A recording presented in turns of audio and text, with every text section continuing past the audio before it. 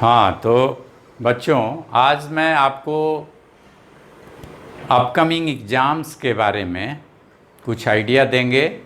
इसमें आपके एग्ज़ाम्स आ रहे हैं। जेई मेन के एग्ज़ाम्स जुलाई एंड में होने वाले हैं, और ये जुलाई एंड में जो आपको जेई मेन का एग्ज़ाम होगा उसे कैसे क्रैक करें।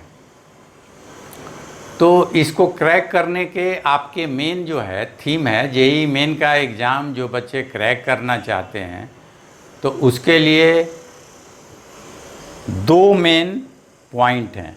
इन दोनों मेन पॉइंट पर जो बच्चे फोकस करते हैं तो वो निश्चित रूप से इसे क्रैक कर पाते हैं, इसे जो है एग्ज़ाम को क्वालिफाई कर पाते हैं, एग्ज़ाम्स में फाइनली compete करते हैं।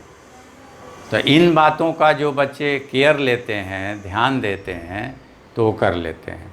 इन दो बातों में जो है, एक बात है कि आप 1 ईयर पढ़ाई अपना क्या किए, तो स्ट्रेटजी ऑफ स्टडी। तो आप देखिए, स्ट्रैटेजी ऑफ स्टडी क्या होगा। पहले तो आप ये देख लीजिए कि आपके पढ़ने का स्ट्रेटजी क्या होगा। वैसे तो ये स्ट्रेटजी 1 ईयर की स्ट्रेटजी होती है, स्ट्रेटजी ऑफ स्टडी 1 ईयर की होती है, लेकिन इस 1 ईयर की स्ट्रेटजी में अभी फ़िलहाल आपके पास 1 ईयर टाइम नहीं है, आपके पास ऑलमोस्ट 1 मंथ टाइम है। तो 1 ईयर का टाइम जितना इम्पॉर्टेंट होता है, लास्ट के 1 मंथ का टाइम उतना ही इम्पॉर्टेंट होता है। जैसे 11 month is equal to 1 month, 11 month is equal to 1 month. Importance के आधार पे ये इम्पॉर्टेंस है। अगर कोई बच्चा 11 मंथ ठीक ठाक से पढ़ा और ये लास्ट का 1 मंथ वो फुली डिस्टर्ब हो गया, तो समझिए कि उसका जो है रिजल्ट होना मुश्किल हो जाएगा, बहुत मुश्किल हो जाएगा। ये लास्ट के 1 मंथ जो डिस्टर्ब हो जाएगा, तो लास्ट का जो 1 मंथ है, इसमें आपको whole hearted, full focused towards the exam होना पड़ेगा। अगर इसमें आप थोड़ा सा कम किए, थोड़ी सी ज़्यादा मेहनत किए, तो ज़्यादा फर्क नहीं पड़ेगा, लेकिन ये बहुत बड़ा फर्क देकर जाएगा आपको। The preparation of last 1 month give you a great change or great difference in your result. So whenever you are going through your result, then the last study of last 1 month will be very much important for you, and you have to think over it, make a strategy for it। और इसके लिए आप last month में एक strategy की तहत whole syllabus को 1 month में आपको फिनिश करना होगा। और दूसरी बात कि स्टडी करते समय आपको ये पता होना चाहिए कि किस चैप्टर से कितने क्वेश्चन पूछे जाते हैं, और रनिंग प्रीवियस 5 ईयर में किस टॉपिक से क्वेश्चन पूछे गए हैं। क्वेश्चनों के पूछने का ये सबसे इम्पॉर्टेंट जो है एस्पेक्ट ये होता है कि प्रीवियस ईयर्स में जैसे क्वेश्चन जिस टॉपिक से पूछे जाते हैं, उसी टॉपिक से नेक्स्ट ईयर भी क्वेश्चन पूछे जाते हैं जेनरली। ये ध्यान दीजिएगा, अगर ऐसा 10 टॉपिक आप तैयार किए तो उसमें से 8 टॉपिक आपका एकदम टारगेट पर हिट करेगा। इसलिए आपको ये समझ लेना है कि हमें किस टारगेट पर हिट करना है। आपको मैं फिर से एक बार बताता हूँ कि जो आप प्रिपरेशन करोगे तो क्वेश्चन कहाँ से तैयार करोगे, क्वेश्चन को कहाँ से तैयार करोगे। तो क्वेश्चन को तैयार करते समय आप टॉपिक पर ज़रूर फोकस करोगे। देखोगे कि प्रीवियस 2019, 2018, 2017 3 ईयर का ही देखो, ज़्यादा मत देखो। इन 3 ईयर्स में किस टॉपिक से क्वेश्चन पूछा, चैप्टर के अंदर किस टॉपिक से, चैप्टर से तो क्वेश्चन मान लीजिए फिक्स है, सॉल्यूशन चैप्टर है तो क्वेश्चन 2 और 3 क्वेश्चन फिक्स है, कोऑर्डिनेशन केमिस्ट्री है तो उसमें भी 3 क्वेश्चन ऑलमोस्ट फिक्स है। लेकिन चैप्टर से तो क्वेश्चन पूछेगा ही पूछेगा। फुल चैप्टर बहुत बड़ा होता है, ये आपको पता है, पूरा चैप्टर बहुत बड़ा होता है और पूरे चैप्टर को फोकस करना थोड़ा डिफ़िकल्ट होता है। इसलिए आप स्ट्रेटजी बनाओ कि इस पूरे चैप्टर के अंदर किस टॉपिक से क्वेश्चन, जैसे कोऑर्डिनेशन केमिस्ट्री है, कोऑर्डिनेशन केमिस्ट्री चैप्टर है पूरा, इस चैप्टर के अंदर अगर प्रीवियस 2 ईयर में आइसोमेरिज्म से क्वेश्चन पूछा है तो फिर आइसोमेरिज्म से ही क्वेश्चन पूछेगा, थोड़ा चेंज करके। ये जनरली अगर ऐसा प्रिपरेशन आप 10 टॉपिक के साथ करते हो तो 8 टॉपिक पर एग्जैक्टली हिट होगा, ये फिक्स है, ये स्ट्रेटजी है। इस स्ट्रेटजी के तहत अगर आप काम करते हो तो आप सक्सेसफुल हो जाओगे, निश्चित तौर से आप अपने एग्ज़ाम में सक्सेस करोगे, तुम फाइनली compete करोगे, तुम्हारा फाइनली रिजल्ट होगा। तो पढ़ते वक्त इस बात का आप ख्याल रखोगे कि हमें किस टॉपिक से जो है क्वेश्चन को प्रिपेयर करना है और किस टॉपिक से नहीं करना है। तो इसको तो सबसे पहला है कि आप चैप्टर्स को फोकस करें। First A focus of chapters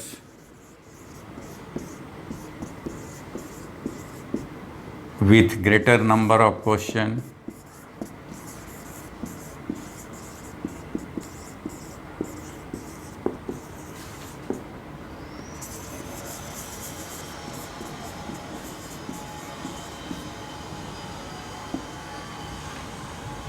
then focus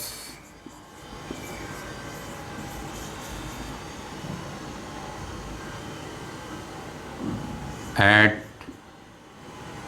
the burning topics, the burning topics। पहले आप चैप्टर फोकस करो कि किस चैप्टर से ज़्यादा क्वेश्चन पूछे जाते हैं। First of all you have to focus on the chapter, ठीक है। और इस चैप्टर पर अगर फोकस कर लेने के बाद दूसरा आपका है टॉपिक पर, बर्निंग टॉपिक कौन है। बर्निंग टॉपिक आप उस टॉपिक को कहेंगे जिनसे लगातार क्वेश्चंस 2 और 3 और 4 ईयर से पूछे जा रहे हैं, that topics are burning topic. तो आप पहले फोकस करो चैप्टर्स कि किस चैप्टर से 2 क्वेश्चन या 3 क्वेश्चन पूछे जा रहे हैं, उन चैप्टर को आप ज़रूर फोकस करो, ठीक। और उसके बाद जिन चैप्टरों से क्वेश्चन पूछे जा रहे हैं तो उस चैप्टरों में घुस के बर्निंग टॉपिक को फोकस करो, ठीक। तो इससे जो है आपका क्वेश्चंस एग्ज़ाम में बनेंगे, ये आपका पहला तरीका है। और उसी टॉपिक और चैप्टर्स को एक बार रिवीजन करो, क्योंकि लास्ट मंथ रिवीजन का है, तो उसी को रिवीजन करो, ठीक है। और इस तरह आप जो है अपना स्टडी का स्ट्रेटजी बनाते हो। फिर पढ़ने के लिए आप एक स्ट्रेटजी और यूज करोगे कि मैं पढ़ूं कैसे। तो सभी सब्जेक्ट को इक्वल वेटेज ऑलमोस्ट दे सकते हो, या फिर आप केमिस्ट्री को थोड़ा ज़्यादा वेटेज दे सकते हो, क्योंकि केमिस्ट्री में आप जो है क्या कर सकते हो, केमिस्ट्री में आप 30 क्वेश्चन में से ऑलमोस्ट चाहें तो 30 में से 30 सही करेक्ट कर सकते हैं। अगर कम भी किए तो 25 तो आप करेक्ट कर ही सकते हैं, इसमें कोई जो है शक नहीं है, 25 करेक्ट कर सकते हैं। और बहुत बुरी स्थिति हुई तो 20 करेक्ट कर सकते हैं। अगर केयरफुल रहे तो। और बाकी सब्जेक्ट में अगर आपका 15 भी क्वेश्चन करेक्ट हो जाते हैं तो आपका काम बन जाता है, आपका काम हो जाता है। आप जेईई मेन अच्छे से क्वालिफाई कर जाते हो, खूब अच्छे से, और आपको नीट वगैरह मिल भी जाता है। नीट वगैरह निश्चित तौर से मिल जाएगा, यानी एनआईटी मिल जाएंगी।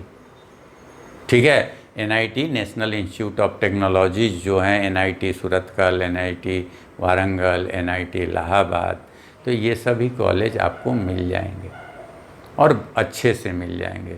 इसलिए आप जो है फोकस करें ज़्यादा केमिस्ट्री पर, सो दैट कि केमिस्ट्री के क्वेश्चन आप पकड़ ही लोगे। हाँ, कॉम्पिटिटिव एग्ज़ाम की तैयारी करते वक्त इस बात को भी ख्याल रख सकते हो कि जो टॉपिक्स आपको समझ में एकदम ही नहीं आता है, आप लाख कोशिश कर रहे हो समझ में नहीं आता, तो उसके लिए चिंतित मत हो। ऐसे टॉपिक पूरे केमिस्ट्री या पूरे फिजिक्स या पूरे मैथ में 2-3-4 टॉपिक होंगी, उसे आप एक्सक्लूड कर सकते हैं। कभी भी जिन बच्चों को टॉप करने की नहीं, जिन बच्चों को compete करना है और compete में एक रेस्पेक्टेबल रैंक लाना है, compete करने के साथ रेस्पेक्टेबल रैंक लाना है जिन बच्चों को, वे बच्चे फुल सिलेबस नहीं पढ़ते। लेकिन जिन्हें टॉप करना है, फर्स्ट रैंक पर आना है, रैंक 1 पाना है, उन्हें फुल सिलेबस पढ़ना होगा, उन्हें फुल सिलेबस पढ़ना होगा। ये बात ध्यान दीजिएगा, किसी भी टॉपिक को छोड़ना नहीं होगा, क्योंकि कोई ठिकाना नहीं है कि किस टॉपिक से क्वेश्चन पूछेगा। पूछ तो सकता है, सिलेबस है तो वो तो पूछ ही सकता है, इसमें कोई डाउट नहीं है। लेकिन आपको एक very good rank 1 to 1000 rank के अंदर आना है, 1 to 5000 रैंक के अंदर आना है, एक रेस्पेक्टेबल रैंक के अंदर आना है। तो इसके लिए ये ज़रूरी नहीं है। इसके लिए आप जो है, जो टॉपिक आपको परेशान करता है, आपको तबाह करता है, आपको दिक्कत पहुंचाती है, उस टॉपिक को आप एक्सक्लूड कर सकते हो। हमने बहुतों को compete कराया है ये ट्रिक बताकर, इसलिए मैं आपको बता रहा हूँ। हजारों स्टूडेंट्स को मैं compete करा चुका हूँ ऑलरेडी, जेईई मेन और जेईई एडवांस में हजार student, because I have 23 year experience in teaching field for JEE main and JEE advance. That's why I know that how the student can crack the JEE Main and Advance। JEE Advance का जो है strategy एक अलग है, उसकी strategy के लिए मैं एक अलग वीडियो बनाऊंगा, उसमें आपको एडवांस के लिए बताऊंगा। जब मेन का एग्ज़ाम हो जाएगा उसके बाद मैं एडवांस के लिए आपके सामने एक ये वीडियो बनाऊंगा और आपको वो वीडियो दूंगा। ठीक है, तो जो है इसके लिए आप प्रिपेयर रहोगे। ठीक, अब आपको ये compete करने के लिए आपको क्या करना है, तो आपको जो टॉपिक परेशान करता है उसे आप एक्सक्लूड कर दें। आप 90% सिलेबस या 80% सिलेबस को कवर कीजिए, जो आपको अच्छा लगता है, जो आपको मज़ा देता है। 80% सिलेबस उसे आप कवर कीजिए और 70% मार्क्स होल्ड कीजिए। आप 70% मार्क्स को होल्ड कीजिए, लाइए, जितना प्रिपरेशन कीजिए उससे मैक्सिमम आपको 10% मार्क्स कमाना चाहिए। तो आप 70% मार्क्स अगर लाने में सफल हो जाते हो तो फिर आप क्वालिफाई कर गए, निकल गए, आपका हो गया, एनआईटी मिल गया। तो ये बेनिफिट आपको मिलेगा, ये बेनिफिट आपको मिलेगा। तो इस तरह से आप स्टडी की अपनी तैयारी करेंगे। अब दूसरा हम लोगों का स्टेप है, ये स्टडी का स्ट्रेटजी हुआ। दूसरा स्टेप है strategy in examination hall. Examination hall में आप क्या स्ट्रेटजी फॉलो करोगे, ये आप देखो। तो एग्जामिनेशन हॉल की स्ट्रेटजी आपकी जो होगी वो ये होगी।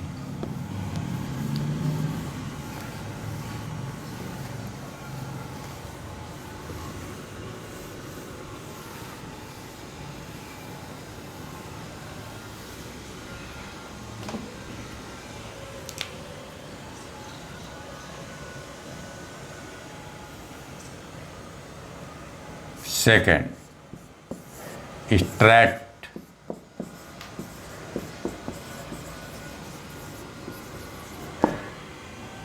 Examination hall.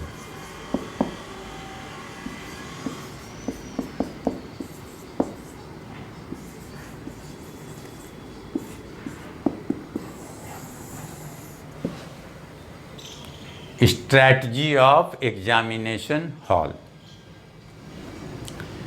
एग्जामिनेशन हॉल में आप कौन सा स्ट्रेटजी फॉलो करोगे? तो सबसे पहले जिस दिन आपका एग्ज़ाम है, एग्जामिनेशन हॉल में जाने से पहले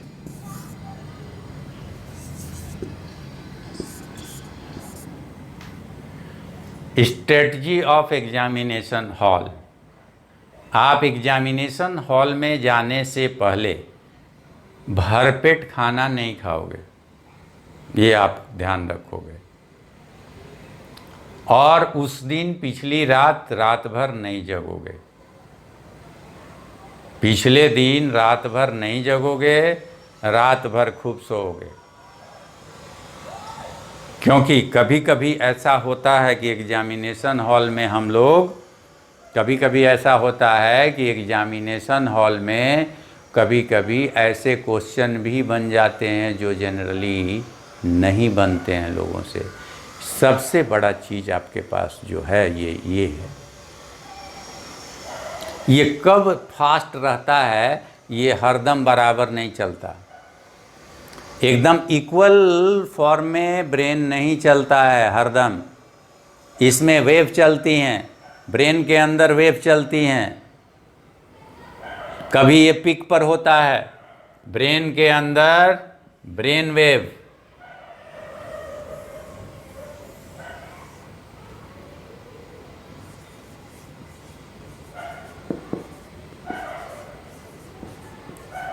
कभी आपका ये इस स्टेट में रहता है ब्रेन। उस समय जो है कुछ क्वेश्चन ऐसे होते हैं जो आपको इस स्टेट में जब ब्रेन रहता है, डिप्रेशन के स्टेट में जब ब्रेन रहता है, कई बार आपका ब्रेन डिप्रेशन के स्टेट में रहता है। ये डिप्रेशन हुआ और ये अप हुआ, तो डिप्रेशन के स्टेट में कई बार कोई प्रॉब्लम जब आप उठाते हैं नहीं बनता है, दोबारा कोशिश करते हैं नहीं बनता है, और वही क्वेश्चन किसी अदर टाइम पर, दूसरे समय पर जब मूड एलिवेटेड होता है, क्योंकि आपके अंदर मूड एलिवेटर एंजाइम सेक्रेट करती हैं, आपके ब्रेन के अंदर मूड एलिवेटर एंजाइम्स भी सीक्रेट करती हैं, और वो एंजाइम डीप नींद लेने से सिक्रीशन उनका होता है। गहरा नींद आप जितना लेंगे उतना ज़्यादा मूड एलिवेटर डोपामाइन सिक्रीट होता है। डोपामाइन, और ये डोपामाइन जब आपके ब्रेन में सिक्रीट होगा तो मूड को एलिवेट करेगा। आप अप स्ट्रीम में आपका ब्रेन रहेगा, आपको लगेगा मैं कर लूँगा, मुझसे हो जाएगा, मेरे सामने कौन है, मुझसे ऊपर कौन है, मुझे सब कुछ आता है। ऐसा फील करोगे, ऐसा महसूस करोगे, ऐसा तुम्हें लगेगा। यस, ऐसा लगेगा। और जब तुम्हें ऐसा लगेगा तो तुम्हारा मूड एलिवेटेड होगा और डिफ़िकल्ट क्वेश्चन भी तुम कर पाओगे। और ऐसा तब होगा जब पिछली रात आप डीप नींद ले चुके रहोगे, तब ऐसा हो सकता है। ऐसे होने के चांस 90% है। और अगले दिन एग्जामिनेशन हॉल में जाने से पहले हेवी फूड नहीं लेना है, लिक्विड फूड लेना है। लिक्विड में भी मीठा नहीं लेना, स्वीट नहीं लेना। तो लिक्विड फूड लेंगे आप, नमकीन फूड लेंगे आप, और नहीं तो ड्राई फ्रूट लेंगे आप। हो गया। ये चीज़ लेकर आप एग्जामिनेशन हॉल में इंटर करेंगे। ये सब अगर लेकर आप जा रहे हैं तो जा सकते हैं एग्जामिनेशन हॉल में, ठीक है ना। और एग्जामिनेशन हॉल में जाने के बाद अब आपका काम शुरू होगा। क्वेश्चन पेपर मिलेंगे, आप अपने को कंप्लीटली जो है कूल रखें, नर्वस नहीं हो। कुछ बच्चे एग्जामिनेशन हॉल में नर्वस हो जाते हैं, थोड़ा हड़बड़ हड़बड़ हड़बड़ हड़बड़, जैसे ही घुसेंगे बैठेंगे बेचैनी हो जाती है, बेचैन रहते हैं। लाइफ का सवाल है, लाइफ का सवाल है, क्यों नहीं हो, बेचैनी नहीं हो वो गलत है। यहाँ तो ज़िंदगी का सवाल है, ज़िंदगी दांव पे लगी है, तो बेचैनी तो लाजमी है। ये बेचैनी अच्छी लेकिन नहीं है, ये बेचैनी अच्छी नहीं है, ये नर्वसनेस ला देगी। एकदम कूल रहिए। आपको डोपामाइन सीक्रेट होना चाहिए, आपको लगना चाहिए कि ये जो है मैं एग्ज़ाम क्वालिफाई कर रहा हूँ, मैं क्वेश्चन बनाऊँगा। और बनाने का देखिएगा क्या तरीका है। अब क्वेश्चन जब आप सॉल्व करने लगोगे, जब क्वेश्चन पेपर आपके हाथ में, आप पहले तो कूल रहोगे, और कूल रहने के बाद क्वेश्चन पेपर जब आपके हाथों में आ जाएंगे तो आप बनाना स्टार्ट करोगे, ठीक है। सबसे पहले question solving.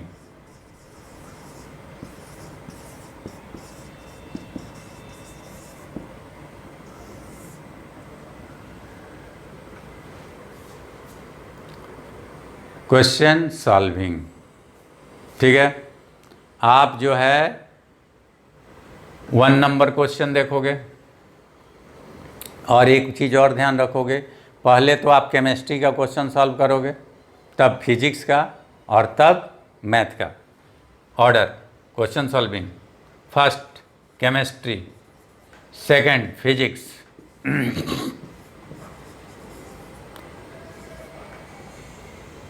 Third math.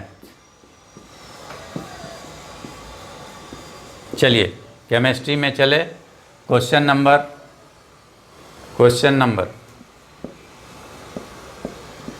1। Question number 1 को आप देखें, देख लें, पढ़ लें। अगर पढ़ने के बाद लगे कि अरे इसका आंसर तो यही होगा, तो उसे आप कलर कर लें क्वेश्चन पेपर पे, ठीक है, एक साइड में। फिर क्वेश्चन नंबर 2 पढ़ें, समझें। अगर तुरंत हो गया तो उसको भी कलर कर लें, ठीक है, उसको भी असाइन कर लें। क्वेश्चन नंबर 3 उसको भी आप पढ़ें, देखें, और उसको भी असाइन कर लें। और इसमें अगर आपका क्वेश्चन नंबर 3 आपको हार्ड लग रहा है कि ये टाइम टेकिंग है, ये समय लेगा, इसको सॉल्व करना पड़ेगा, कैलकुलेशन करना पड़ेगा, तो छोड़ दीजिए उसको, अभी छोड़ दीजिए।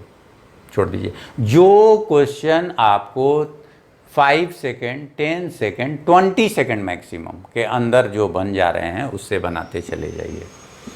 1 2 3 छोड़ दिया, 4 में 20 सेकेंड से ज़्यादा लगने का स्कोप दिख रहा था, उसे छोड़ दिया।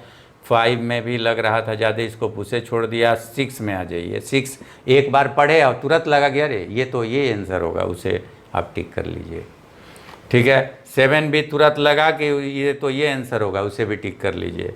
और इस तरह से आप फिजिक्स में घुसिए, और फिजिक्स में भी जो तुरंत बनने वाला है 10 सेकेंड 20 सेकेंड के अंदर, उस सारे क्वेश्चन को 20 सेकेंड देते हुए निकल जाइए। और शुरू से लेके लास्ट तक सारे क्वेश्चन आप एक बार देख लीजिए,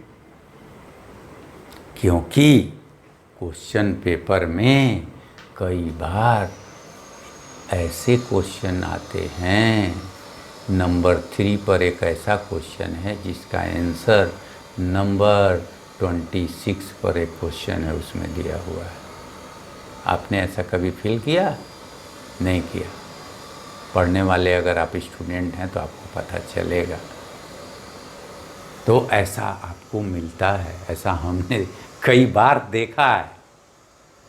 एक ही क्वेश्चन पेपर में आप क्वेश्चन नंबर 3 पर जो क्वेश्चन पूछा जा रहा है, क्वेश्चन नंबर 26 पर एक क्वेश्चन पूछा जा रहा है, वो क्वेश्चन दोनों अलग अलग है, थोड़ा सा अलग है, डिफरेंस है, लेकिन इसके जो आंसर है घुमाकर उसमें दिया हुआ है, घुमाकर, तो पढ़ने वाले को समझ में आएगा कि अरे ये तो इसी का आंसर है। तो ऐसा होता है और आप उससे आंसर निकाल के आप इस क्वेश्चन को टच कर लेंगे, ऐसा भी होता है।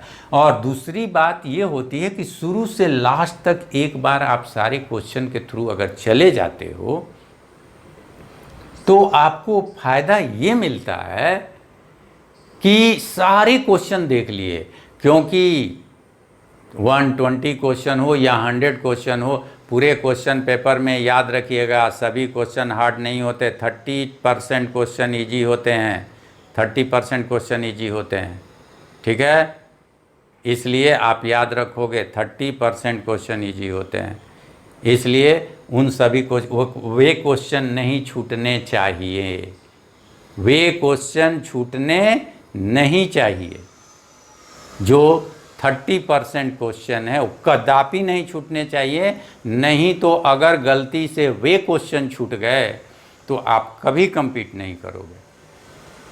और अगर आप सेकंड नंबर, थर्ड नंबर और फोर्थ नंबर क्वेश्चन हार्ड था और इसी में आप सारा समय लगा दिए और लास्ट के आपके 20 क्वेश्चन छूट गए, लास्ट के unseen 20 question left 20 questions unseen, आप अंतिम के 20 क्वेश्चन बिना देखे छोड़ गए, आप अंतिम के 20 क्वेश्चन बिना देखे छोड़ गए, तो समझ लीजिए कि आप निकल गए, अब नहीं होगा आपका। क्यों भाई? तो इस 20 अनसीन क्वेश्चन में से आपको 6 क्वेश्चन आता था, क्योंकि 30% क्वेश्चन इजी होते हैं, 30% क्वेश्चन इजी होते हैं, और ये उससे भी कुछ ज़्यादा ही इजी होते हैं। मैं घटा के ही बोल रहा हूँ, मैं घटा के बोल रहा हूँ आपकी खातिर। तो 30% क्वेश्चन जब इजी होते हैं तो आपके 6 क्वेश्चन इजी क्वेश्चन छूट गया, जो मिस्टर एक्स जो compete करने जा रहे हैं उनका नहीं छूटा होगा, उनका नहीं छूटा होगा, तो आपका छूट गया, तो अब आप कभी compete नहीं करोगे। इसलिए आपको पूरे क्वेश्चन पेपर के थ्रू एक बार जाना ही होगा, पूरे क्वेश्चन पेपर के थ्रू एक बार आपको जाना ही होगा, ठीक है।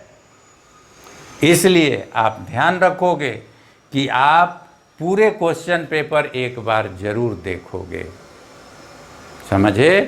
तो इस तरह से जो है आपको मैं अभी और बताता हूँ इसमें क्या काम करना है, ठीक है, आप वेट करो। हाँ, तो अगर 20 क्वेश्चन अनसीन छूटेंगे तो आपको परेशानी होगी। इसलिए आप क्या करोगे, शुरू से 1 नंबर 2 नंबर इजी है, जल्दी हो रहा है, इसे जल्दी कर लोगे। 3 4 नंबर 5 नंबर क्वेश्चन हार्ड है, कैलकुलेशन लंबा है, जो टाइम टेकिंग है। वैसे तो मैं ट्रिक बताता हूँ कैलकुलेशन का भी, मैं पढ़ाता हूँ तो आपको मैं कैलकुलेशन का भी ट्रिक बताते चलता हूँ। आप देखना कभी मेरे लेक्चर में, वीडियो लेक्चर में, कि कई जगह मैं ट्रिक बताता हूँ कि कैलकुलेशन जल्दी कैसे होगा और क्वेश्चन पेपर को आप कैसे देखोगे, कैसे मिलाओगे। हो सकता है इस वीडियो में मैं एक छोटा सा टिप्स दूंगा। तो आप जो है क्वेश्चन, ये कैलकुलेशन वाला क्वेश्चन है, ये टाइम टेकिंग है, इसे अभी आप रहने दो, टाइम ले लेगा, पीछे का इजी क्वेश्चन आपका छूट जाएगा। ये टाइम ले लेगा, पीछे का इजी क्वेश्चन छूट जाएगा। इसलिए इसे अभी क्वेश्चन को अभी साइलेंट मोड में डाल दो, अभी इसे साइलेंट मोड में कह दो कि तुम साइलेंट मोड में रहो, मैं आऊँगा, तुमसे मिलूँगा, तुमसे प्यार करूँगा, घबराओ नहीं, बहुत जल्द मैं आने वाला हूँ, लौट के आऊँगा। तो आप पूरे क्वेश्चन पेपर को 1 आवर नहीं तो 45 मिनट नहीं तो हाफ एन आवर रहते हुए पूरे क्वेश्चन को एक बार वो A to Z कर लो, आगे से पीछे तक सारे क्वेश्चन देख लो, और जो इजीली जल्दी जल्दी बन रहे हैं क्वेश्चन उसे बना लो, ठीक है। और सेकंड टाइम आओ, अब फिर से शुरू से स्टार्ट करिए। आप 1 2 बना लिए थे, 3 नंबर आप नहीं बनाए थे। 3 नंबर क्वेश्चन को देखिए, अगर ये लगता है कि लेंदी क्वेश्चन है और इसका कैलकुलेशन लेंदी है तो अभी फिर एक बारी से छोड़ दीजिए, दूसरी बारी से छोड़ दीजिए, आप दूसरी बार छोड़िए। 4 नंबर लगता है कि इसका कैलकुलेशन आपको लेंदी नहीं होगा, इसका आंसर जो है डेसिमल में नहीं दिया हुआ है, इसका चॉइस जो है जैसे चॉइस दिया हुआ है A 23, B 50, C 100, D 200। अगर ऐसे चॉइस हैं, होल नंबर में चॉइस दिख रहे हैं आपको क्वेश्चन के, और होल नंबर में जब चॉइस दिख रहे हैं और चॉइसों के बीच गैप अच्छा है, इसमें भी इन दोनों चॉइस में गैप अच्छा है, इसमें भी गैप अच्छा है, तो जब आपको चॉइस का गैप अच्छा लगे, डिस्टेंस हो, बहुत नज़दीक चॉइस ना हो, जैसे चॉइस ऐसे ना हो, इधर चॉइस आपके ऐसे ना हो, एक चॉइस 23 हो गया, एक चॉइस 24 हो गया, एक चॉइस आपको 22 हो गया, एक चॉइस आपको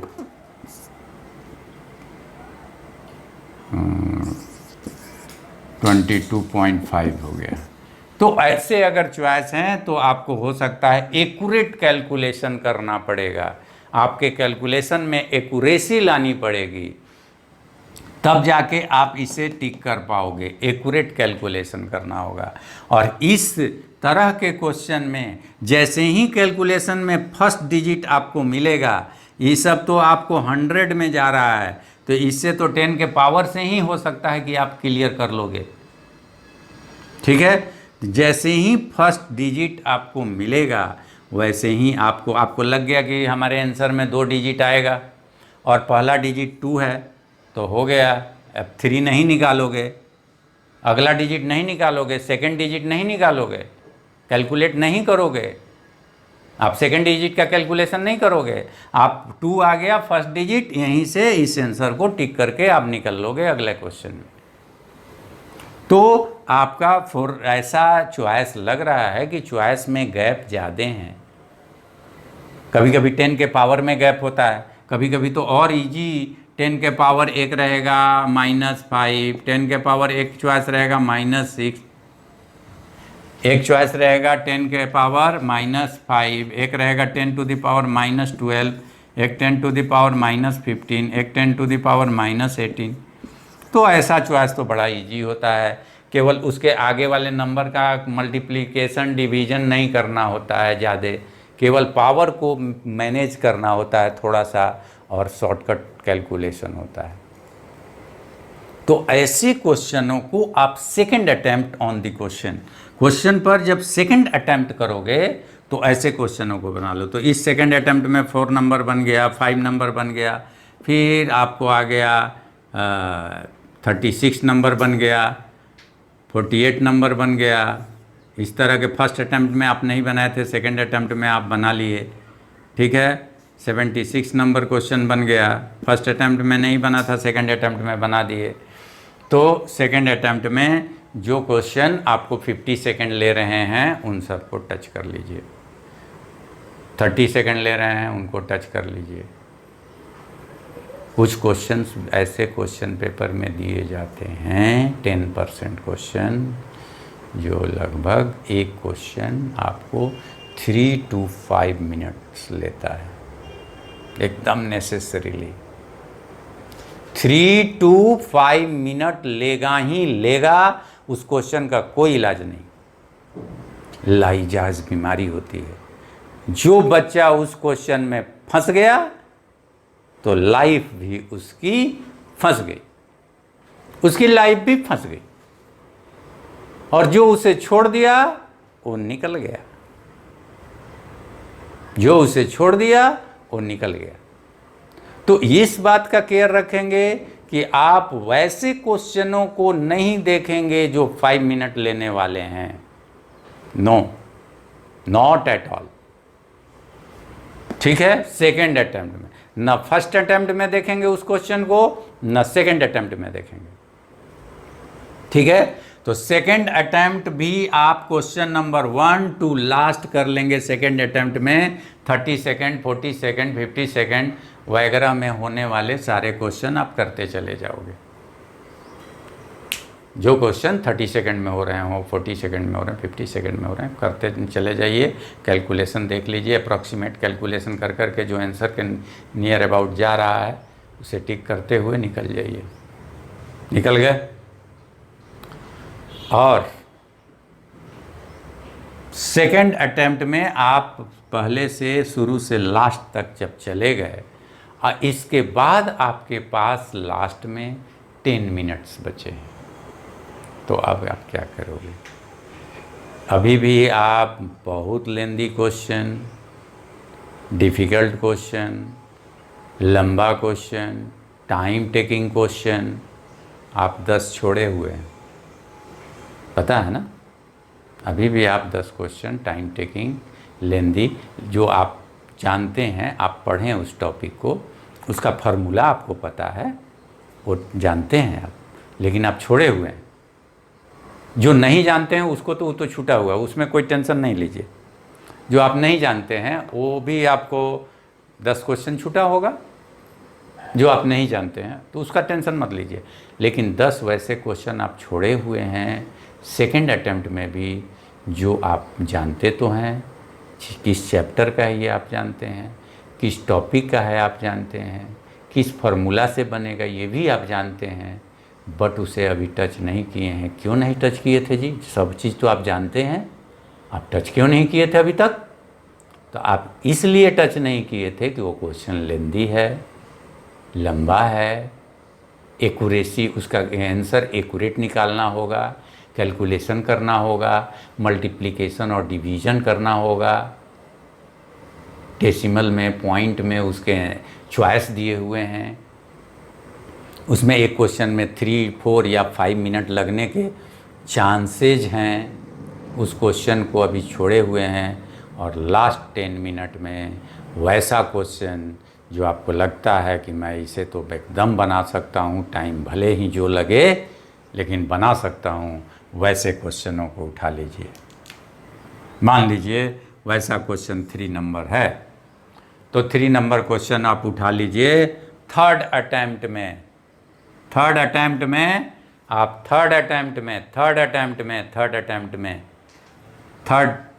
3 नंबर क्वेश्चन उठा लिए। इसका आप चैप्टर जानते हैं कि किस चैप्टर का क्वेश्चन है, इसका टॉपिक जानते हैं कि किस टॉपिक का क्वेश्चन है, इसका प्लानिंग जानते हैं क्वेश्चन का कि किस तरह प्लान किया जाएगा, इसका आप फार्मूला जानते हैं, सब कुछ जानते हैं। आप नहीं बनाए थे, सिर्फ लेंदी होने के चलते छोड़ दिए थे। अच्छा, तो अब इसे थर्ड अटैम्प्ट में ले लीजिए। अब थर्ड अटैम्प्ट में इस क्वेश्चन को लिखिए और क्वेश्चन को सॉल्व कीजिए, आराम से सॉल्व कीजिए, एकदम आसानी से आराम से सॉल्व कीजिए। 3 मिनट ले ले, 4 मिनट ले ले, 5 मिनट ले लिया, आराम से दीजिए। आपके पास 10 मिनट लास्ट में टाइम बचा हुआ है, 5 मिनट ही लिया, कोई टेंशन नहीं है, दीजिए, लेकिन एक्यूरेट बनाइए। ये क्वेश्चन अगर एक आप बना दिए तो ये आपको रैंक देगा, रैंक आपको रैंक दिला के जाएगा। यही क्वेश्चन 3 नंबर जो 5 मिनट टाइम टेकिंग था, ओ मिस्टर एक्स मिस्टर वाई से नहीं बना होगा, वो लोग छोड़े होंगे। मिस्टर एक्स और वाई भी compete करने वाले स्टूडेंट हैं, लेकिन उनसे छूटा होगा। मिस्टर एक्स और वाई भी compete करेंगे एग्जाम में, करने वाले हैं, लेकिन उनसे छूटा होगा। लेकिन आप जो मिस्टर जेड हो, आप एक क्वेश्चन बना लिए, ये आपके रैंक को बहुत ऊपर लेके चला जाएगा, 500 रैंक ऊपर लेके चला जाएगा। अगर ऐसा एक और क्वेश्चन पेपर में आप सॉल्व कर लिए, वो भी आपके रैंक को बहुत ऊपर लेके चला जाएगा। और अगर आप ऐसा 2 या 3 क्वेश्चन जो हार्ड है, लेंदी है, लंबा है, अगर 3 क्वेश्चन बना लिए पूरे क्वेश्चन पेपर में, तो आप रैंकर्स बन जाओ, you will be rank holder. आप एक बेहतरीन रैंक के साथ क्वालिफाई करोगे एग्ज़ाम, compete करोगे अपना एग्ज़ाम, और कल के डेट में सारी दुनिया तुम्हें एक नज़र देखेगी। आपके रैंक की चर्चा होगी, आपके रैंक के बारे में लोग चर्चा करेंगे, डिस्कस करेंगे, बात करेंगे, यही वो बच्चा है, इतना रैंक लाया है। तो इस स्ट्रेटजी के तहत अगर एग्जामिनेशन हॉल में अगर आप क्वेश्चन डील करते हो, तो आप अधिक से अधिक क्वेश्चन बनाने में सक्सेसफुल हो जाते हो।